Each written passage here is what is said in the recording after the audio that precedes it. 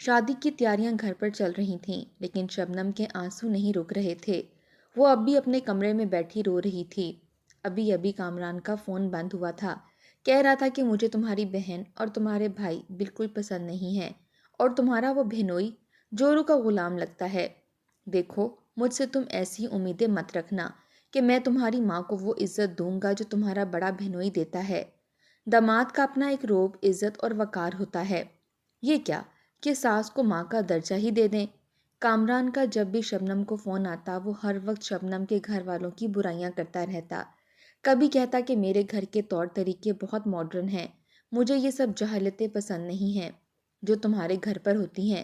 تم لوگ عورت کو اس کی اوقات سے بڑھ کر سر پر چڑھا لیتے ہو۔ اسلام نے عورت کو عزت کا مقام دیا ہے۔ دیکھو شبنم، میری ماں کہتی ہے اس طرح سے عورت کو عزت دینے سے وہ سر پر چڑھ جاتی ہے اور پھر مرد کا جینا دوپہر کر دیتی ہے۔ میں کبھی یہ برداشت نہیں کروں گا کہ تم میرے قدم کے ساتھ قدم ملا کر چلو۔ جب سے شبنم کا رشتہ کامران سے طے ہوا تھا، کامران کی باتوں نے شبنم کا جینا محال کر کے رکھ دیا تھا۔ کبھی کہتا تمہیں معاشرے میں موو کرنا نہیں آتا، اٹھنے بیٹھنے کا ڈھنگ نہیں ہے، ہر وقت خود کو لپیٹ کر رکھنے والی لڑکیوں میں اعتماد کی کمی ہوتی ہے، تمہیں جینے کے ڈھنگ نہیں آتے۔ میرے گھر آنے سے پہلے تمہیں میرے طریقے سیکھنے ہوں گے۔ جو مجھے پسند ہے اسے تم اپنی عادت بنا لو، میں بے ترتیبی ذرا بھی برداشت نہیں کر سکتا۔ شبنم رو رہی تھی اور اس وقت کو یاد کر رہی تھی جب اس کا رشتہ کامران سے طے ہوا تھا۔ شبنم کی بڑی بہن کی شادی تھی، وہیں اسے کامران کی والدہ نے بھی پسند کر لیا۔ بڑی بہن کی شادی کے فوری بعد جب شبنم کے رشتے کی بات کامران سے چلی تو شبنم کے والد نے کوئی بھی اعتراض نہ کیا، کیونکہ کامران ایک اچھی نوکری پر فائز تھا۔ بظاہر اس میں ایسی کوئی بھی خرابی نہ تھی۔ شبنم کا تعلق ایک متوسط گھرانے سے تھا، لیکن گھر کا ماحول کچھ مذہبی قسم کا تھا۔ شبنم کے والد اور بھائی باجماعت نماز مسجد میں ادا کرتے تھے، خواتین بھی نماز کی پابند تھیں اور سر پر دوپٹہ لینے کا رواج عام تھا، جبکہ اس کے برعکس کامران کے گھر والے کچھ ماڈرن ذہنیت کے مالک تھے۔ شبنم بہت خوبصورت تھی، اس لیے کامران نے ضد کر کے وہاں رشتہ کیا تھا، جبکہ کامران کی والدہ اس رشتے پر راضی نہ تھیں، لیکن بیٹے کی ضد کے آگے مجبور ہو گئیں۔ رشتہ پکا ہوتے ہی کامران کی والدہ نے کہا کہ کامران کی خواہش ہے کہ وہ منگنی کی انگوٹھی شبنم کو اپنے ہاتھ سے پہنائے گا۔ یہ سننا تھا کہ شبنم کے والد ہتے سے اکھڑ گئے، کہنے لگے کہ ایسی بے شرم رسم ہمارے گھروں میں نہیں نبھائی جاتی۔ شادی سے پہلے ہمارے ہاں لڑکا لڑکی کا پردہ کروایا جاتا ہے، اور آپ کہہ رہی ہیں کہ میں اپنی بیٹی کو آپ کے بیٹے کے ساتھ بٹھا دوں اور وہ میری بچی کا ہاتھ پکڑ کر انگوٹھی پہنائے۔ دیکھیں، منگنی ایک طرح کا وعدہ ہوتا ہے اور زبان ہوتی ہے، یہ کوئی شرعی رشتہ نہیں ہوتا۔ ہمارے ہاں ان چیزوں کو پسند نہیں کیا جاتا۔ یہ سننا تھا کہ کامران کی والدہ کو غصہ آنے لگا۔ بہرحال انہوں نے شبنم کے والد سے تو کچھ نہ کہا، لیکن گھر جا کے بیٹے کو بہت باتیں سنائیں کہ تمہاری وجہ سے ہمیں ان 2 کے لوگوں کی اتنی باتیں سننی پڑی ہیں۔ تم کن دقیانوسی لوگوں میں شادی کرنا چاہتے ہو؟ کامران کو بھی سسر کی باتیں سن کر غصہ تو بہت آیا، لیکن شبنم کا حسن ایسا نہ تھا کہ وہ اسے فراموش کرتا۔ پھر اسے کچھ ضد سی بھی ہو گئی تھی۔ کامران کہنے لگا وہ منگنی جیسے بھی کریں، مگر میں شادی شبنم سے ہی کروں گا۔ اس کی ماں تو اپنے بیٹے کی عقل پر جتنا بھی ماتم کرتی کم تھا۔ بہرحال شبنم کو انگوٹھی پہنانے کے لیے ان کی والدہ ہی گئی تھیں، لیکن کامران کی والدہ اور بہنوں کا موڈ بہت خراب تھا۔ انہوں نے شبنم سے بھی سیدھے منہ بات نہیں کی تھی۔ منگنی ہونے کے فوری بعد شبنم کی نند اس سے ملنے آئی اور اسے چپکے سے ایک موبائل پکڑا دیا، کہنے لگی کہ یہ کامران نے دیا ہے، وہ تم سے فون پر بات کرنا چاہتا ہے۔ شبنم کہنے لگی کہ یہ سب اس کے والد کو پسند نہیں ہے، لیکن نند کا کہنا تھا کہ یہ کامران کی خواہش ہے، تم اپنے والدین کو یہ مت بتانا کہ موبائل تمہیں کامران نے دیا ہے، بس رات کو کامران سے بات کر لیا کرنا، یہ کوئی اتنی بری بات بھی نہیں ہے۔ لڑکے لڑکیاں تو آج کل ایک ساتھ ہوٹلوں میں کھانا کھانے جاتے ہیں، شاپنگ کرتے ہیں، اور تم ہو کہ اس سے بات کرنے سے بھی گھبرا رہی ہو۔ اس کی نند نے ناک چڑھاتے ہوئے شبنم سے یہ بات کہی تھی۔ شبنم یہ سمجھ نہیں پا رہی تھی کہ وہ موبائل لے یا نہ لے، بے حد پریشان تھی۔ شبنم نے اپنی نند سے موبائل لے لیا۔ رات کو کامران کے میسیجز اور فون آنے لگے۔ شبنم جہاں سوتی تھی اس کی 2 چھوٹی بہنیں بھی وہیں پر سوتی تھیں۔ بے حد پریشان ہو کر اس نے دروازے کو بند کیا، کنڈی لگائی اور کامران کا فون اٹینڈ کیا۔ کامران نے 2-4 وزنی باتیں کرنے کے بعد شبنم سے یہ کہا کہ وہ اسے بے حد پسند کرتا ہے، لیکن اس کے والد نے اس کی یہ خواہش بھی پوری نہیں ہونے دی کہ وہ اپنے ہاتھ سے شبنم کو انگوٹھی پہنا سکے۔ شبنم نے کہا کہ ہمارے گھر میں یہ سب پسند نہیں کیا جاتا۔ وہ کہنے لگا کہ مجھے بھی ایسی چیزیں بالکل پسند نہیں جو تمہارے والد کہتے ہیں۔ پھر کہنے لگا کہ میں نے سنا ہے کہ تم اسکول میں پڑھاتی ہو۔ شبنم کہنے لگی کہ ہاں، 14 جماعتیں پڑھنے کے بعد میں اپنے گھر کے قریبی ایک اسکول میں پڑھانے جاتی ہوں۔ وہ کہنے لگا کہ جس اسکول میں تم پڑھاتی ہو وہاں پر تو میل ٹیچر بھی موجود ہوں گے، کیا تمہارے والد کو اس بات پر اعتراض نہیں ہے؟ شبنم کہنے لگی کہ میں نقاب کر کے اسکول میں پڑھاتی ہوں۔ اسکول میں پڑھانا میری دلی خواہش ہے۔ یہ سننا تھا کہ کامران کو ایسی ضد ہو گئی تھی، کہنے لگا کہ تم آج کے بعد اسکول نہیں پڑھاؤ گی۔ شبنم نے کامران سے وجہ پوچھی تو کہنے لگا کہ کیا تمہارے نزدیک میری بات کی کوئی اہمیت نہیں ہے؟ میں تمہارا منگیتر ہوں۔ آج کے بعد میری ہر بات ماننا تمہارا فرض ہے، کیونکہ میں تمہارا ہونے والا شوہر ہوں۔ بس میں نے کہہ دیا تو کہہ دیا، تم آج کے بعد اسکول نہیں پڑھاؤ گی۔ یہ کہہ کے کامران نے فون بند کر دیا۔ شبنم سوچنے لگی کہ اسکول میں پڑھانا کون سی بری بات ہے۔ بہرحال شبنم نے اسکول پڑھانا چھوڑ دیا، لیکن کامران نے تو جیسے تماشا ہی پکڑ لیا تھا۔ کہنے لگا کہ تمہیں بہت شوق ہے پردہ وغیرہ کرنے کا۔ ایسا کرو کہ آج کے بعد تم اپنے کسی بھی کزن سے بات نہیں کرو گی، کیونکہ مجھے یہ سب نہیں پسند کہ تمہارا کوئی بھی کزن تم سے بات کرے۔ شبنم کے والد اپنے بہن بھائیوں میں سب سے بڑے تھے اور ان کے باقی چچا بھی گھر کے قریب ہی رہتے تھے۔ شبنم کے کچھ چچا زاد کزن شبنم کی عمر کے بھی تھے اور اس سے چھوٹے بھی تھے، لیکن ان کا آپس میں آنا جانا اور اٹھنا بیٹھنا یوں تھا جیسے کہ سگے بہن بھائی ہوں۔ جس طرح شبنم کے گھر کا ماحول تھا ویسا ہی اس کے چچا کے گھروں کا بھی تھا۔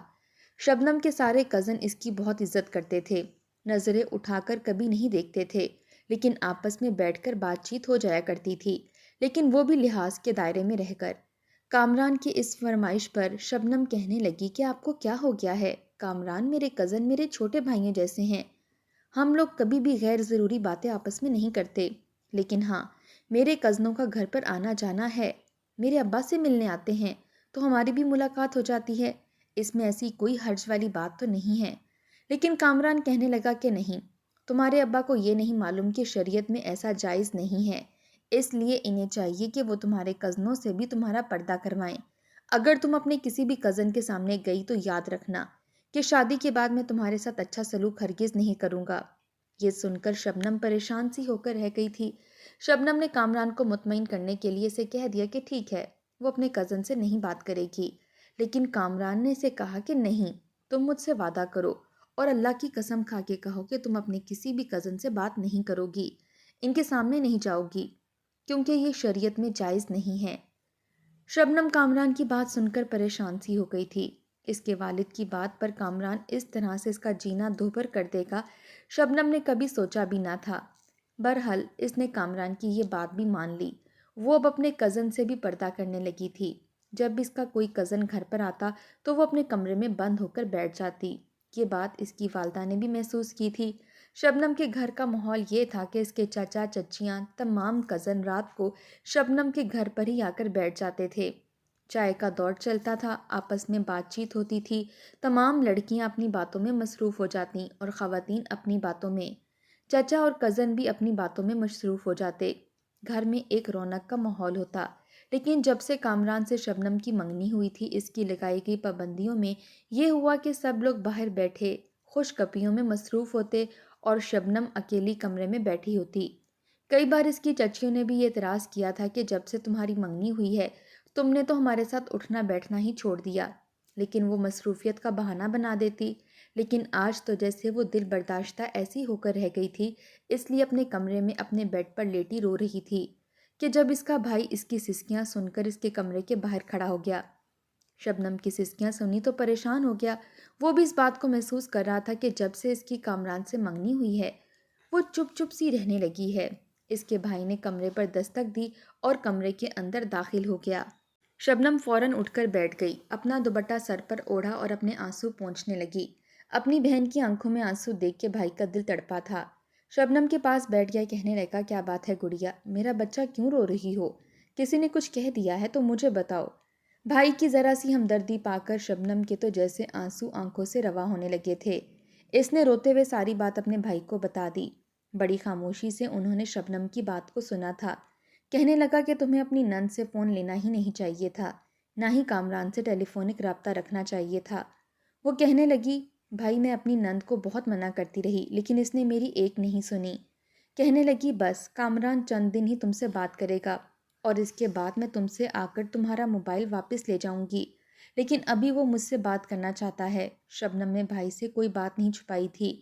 اس کا بھائی کہنے لگا وہ موبائل مجھے دے دو، اب اگر کامران کا فون آئے گا تو میں اس سے بات کروں گا کہ ہم نے اپنی بہن کا رشتہ اس سے طے کیا ہے، کوئی سودے بازی تھوڑی کی ہے کہ وہ تم پر حکم چلاتا رہے، تمہیں زر خرید سمجھ لے، ہمیں ایسا رشتہ کرنا ہی نہیں۔ یہ بات سن کر شبنم زیادہ پریشان ہو گئی۔ کہنے لگی بھائی اگر یہ بات امی اور ابا کو پتہ چل گئی تو وہ تو مجھے ہی برا بھلا کہیں گے، خدا کے لیے جیسا چل رہا ہے چلنے دیں۔ لیکن شبنم کے بھائی نے اس سے فون لے لیا تھا۔ کہنے لگا کہ جب وہ اب سے ہی تمہیں یوں بلیک میل کر رہا، خدا کے لیے جیسا چل رہا ہے چلنے دیں۔ لیکن شبنم کے بھائی نے اس سے فون لے لیا تھا۔ کہنے لگا کہ جب وہ اب سے ہی تمہیں یوں بلیک میل کر کے تمہاری زندگی جہنم بنا سکتا ہے تو شادی کے بعد بھی یہی سب کچھ کرے گا۔ بہتر ہے کہ تم اپنے لیے بہتر فیصلہ کر لو تاکہ آنے والی تکلیفوں سے بچ سکو۔ لیکن شاید شبنم کی قسمت میں یہ سب نہ تھا۔ اگلے ہی صبح جیسے ہی موقع دیکھ کر شبنم کا بھائی ماں کو کچھ بتانے لگا تو شبنم نے فوراً روک دیا اور منت کرتے ہوئے انداز میں اشاروں سے کہنے لگی کہ امی کو کچھ مت بتانا۔ فی الوقت تو شبنم کا بھائی خاموش ہو گیا، مگر جیسے ہی سب اپنے اپنے کاموں میں مصروف ہوئے تو ایک مرتبہ پھر وہ شبنم کے پاس آ کر کہنے لگا کہ تم نے مجھے اماں کو بتانے سے کیوں روکا؟ وقت پر ہی اگر یہ معاملہ نپٹ جائے تو اچھا ہے۔ مگر ایک مرتبہ پھر شبنم رونے لگی تھی، کہنے لگی کہ نہیں بھائی، کہیں میں جلد بازی میں فیصلہ کر کے کوئی غلط قدم ہی نہ اٹھا لوں، ویسے بھی بڑی مشکل سے کوئی اچھا رشتہ ہاتھ لگا ہے۔ امی اس رشتے کے طے ہونے پر بہت خوش ہیں، اگر خدا نخواستہ یہ رشتہ ٹوٹ گیا تو امی کے دل پر کیا گزرے گی، ابا بھی پریشان ہو جائیں گے اور میں نہیں چاہتی کہ مزید انہیں میری وجہ سے کسی بھی قسم کی کوئی پریشانی کا سامنا کرنا پڑے۔ شبنم کی بات سن کر ایک پل کو اس کا بھائی خاموش ہو چکا تھا، کچھ کہنا چاہتا تھا مگر شبنم کے سمجھانے پر وہ کچھ دیر کے لیے چپ ہو گیا۔ اس نے اپنے پاس موجود موبائل شبنم کے حوالے کر دیا اور کہنے لگا کہ بہتر ہے کہ تم اس کے سامنے ڈری سہمی بن کر کمزور مت پڑو، اگر وہ تم سے کوئی بھی فالتو بات کرتا ہے تو تم اس کی بات کا جواب دو، تم اس کی کوئی غلام نہیں ہو بلکہ ہونے والی بیوی ہو، اگر دوبارہ مجھے اس کی جانب سے کوئی بھی شکایت ملی تو پھر اس کے لیے اچھا نہیں ہوگا، اور نہ ہی میں چاہتا ہوں کہ میری بہن کسی ایسے شخص کے ساتھ اپنی زندگی برباد کرے جو نکاح سے پہلے ہی اس کے ساتھ اس قدر سختی اور برا رویہ رکھ رہا ہے۔ اگر اس کا ابھی سے یہی رویہ ہے تو شادی کے بعد وہ تمہارا کیا حال کرے گا؟ یہ سن کر شبنم نے ہاں میں سر ہلا دیا، کہنے لگی کہ جی بھائی میں ایسا ہی کروں گی۔ اس کا بھائی تو وہاں سے چلا گیا تھا مگر اس کا دل اندر ہی اندر سے کانپ رہا تھا۔ وہ کبھی بھی کامران جیسے شخص کی بیوی نہیں بننا چاہتی تھی جو اس پر اتنی پابندیاں لگا رہا تھا۔ بھلے آگے جا کر کیا کرتا مگر مجبور تھی۔ اس کی عمر 28 سال ہو چکی تھی اور اپنے کزن میں وہ سب سے بڑی تھی۔ دیکھنے میں تو وہ بڑی ہی خوبصورت تھی مگر شاید قسمت ہی ایسی تھی کہ ابھی تک اس کے لیے کوئی رشتہ نہیں آیا تھا۔ جو بھی رشتہ آتا وہ ایک نظر دیکھ کر واپس پلٹ جاتا۔ بعض دفعہ تو اماں کہنے لگی تھیں کہ لگتا ہے کہ ہم پر کسی نے بندش کروا رکھی ہے تاکہ ہماری بیٹیوں کے رشتے طے نہ ہو سکیں۔ اس کے لیے وہ کئی جگہ جا کر تعویذ بھی لے کر آئی تھی مگر پھر لوگوں کی بھی طرح طرح کی باتیں تھیں کہ کیوں جوان جہاں بیٹیوں کو گھر میں بٹھا رکھا ہے، ابھی تک ان کا رشتہ طے کیوں نہیں کیا۔ شبنم نے تو شکر کیا تھا کہ ادھر سے کوئی رشتہ آیا ہے، ورنہ کیا ہوتا، لوگ تو باتیں کر کر کے اس کے والدین کو پریشان کر دیا کرتے۔ اس شام جب کامران کا فون آیا تو وہ کافی غصے میں تھا، شبنم پر بھڑک اٹھا، کہنے لگا میں کل سے تمہیں کال کر رہا ہوں، آخر کہاں ہو تم؟ یہ کیا طریقہ ہے؟ کہاں چلی گئی تھی جو میری کال بھی نہیں اٹھا سکی؟ یہ سن کر شبنم کافی ڈر گئی تھی، ڈرتے ڈرتے کہنے لگی کہ میں دراصل یہاں ہی تھی، موبائل کی چارجنگ نہیں تھی تو اس لیے آپ سے بات نہیں کر سکی۔ مگر وہ تو اسے باتیں سنانے لگا تھا، کہنے لگا کہ لگتا ہے تمہیں میری باتیں اب بری لگنے لگی ہیں، تبھی تم مجھ سے بات نہیں کر رہی، کہیں تم میری اور اپنی باتوں کے بارے میں کسی اور کو تو نہیں بتا رہی؟ یہ سن کر شبنم فوراً کہنے لگی کہ نہیں نہیں، بھلا میں اپنی اور آپ کی باتوں کے بارے میں کسی اور کو کیوں بتاؤں گی؟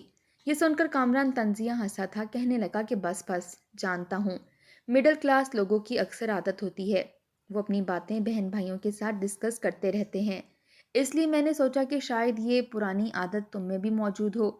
शबनम गहरी सांस खारिज करके रह चुकी थी। कितनी ही देर तक वो इसको बातें सुनाता रहा और फिर कहने लगा कि मैं तुमसे बहुत मोहब्बत करता हूँ। पहली ही नज़र में मुझे तुमने मुतासिर कर दिया था। इसकी ये बातें सुनकर शबनम तो जान चुकी थी कि वो सिर्फ और सिर्फ इसके चेहरे से मोहब्बत करता है। शबनम ने इसकी हाँ में हाँ मिलाना ही मुनासिब समझा था। वो कोई भी ऐसी बात नहीं करती थी जिससे किसी भी तरह की बदमज़गी पैदा हो। तकरीबन इस मंगनी को 2 माह गुजर चुके थे। शबनम की मंगनी के 2 माह बाद ही इसके चचा के बेटे की भी शादी के दिन रख दिए गए थे। वो दूसरे मुल्क रहता था और अब वापस आ रहा था। इसके आते ही ढोलकी रख दी गई थी और सारे कजन्स मिलकर खूब हल्ला गुल्ला करने लगे थे।